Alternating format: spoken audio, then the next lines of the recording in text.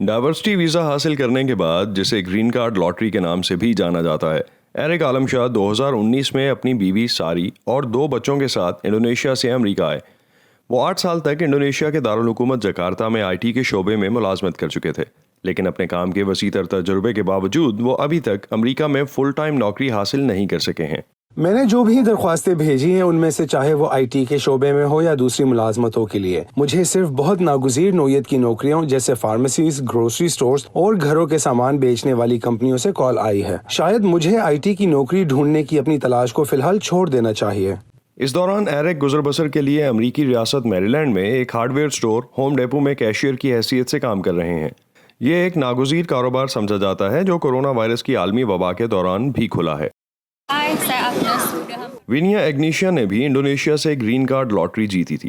2019 کے آخر میں جب وہ ڈینٹسٹری کے آخری سال میں تھیں تو انہوں نے سال کی چھٹی لی اور اکیلی نیو یارک آ گئیں۔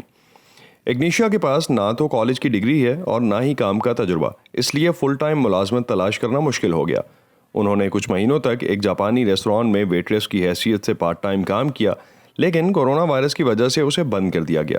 اب وہ دنیا کے مہنگے ترین شہر میں، جو کورونا کا عالمی مرکز بھی ہے، بے روزگار بیٹھی ہیں۔ میرے والدین نہ صرف کرونا وائرس کی وجہ سے بلکہ میرے معاشی حالات کی وجہ سے بھی پریشان ہیں، کیونکہ میں بے روزگار ہوں۔ وہ یہ سوچتے ہوئے پریشان ہیں کہ میرا گزارا کیسے ہو رہا ہے، اور پھر میں نے ان سے کہا کہ فکر مت کریں، میں یہاں پر قانونی ہوں، اس لیے میں سرکاری امداد حاصل کرنے کی اہل ہوں۔ اگنیشیا وفاقی دارالحکومت کی طرف سے $1200 کے ریلیف چیک اور پینڈیمک ان امپلائمنٹ اسسٹنس کا حوالہ دے رہی ہیں۔ بے روزگاری الاؤنس کے تحت اگنیشیا کو ہر ہفتے $600 ملتے ہیں، جو وہ اپنے گھر کا کرایہ اور کھانے پینے کی اشیاء کی خریداری اور بلز کی ادائیگی میں خرچ کرتی ہیں، اور اس کے علاوہ وہ نئی نوکری کی تلاش بھی کر رہی ہیں۔ دوسری طرف ایرک اور ان کا خاندان ان تمام بے یقینیوں کے باوجود امریکہ میں نئی زندگی شروع کرنے کے بارے میں پر امید ہے۔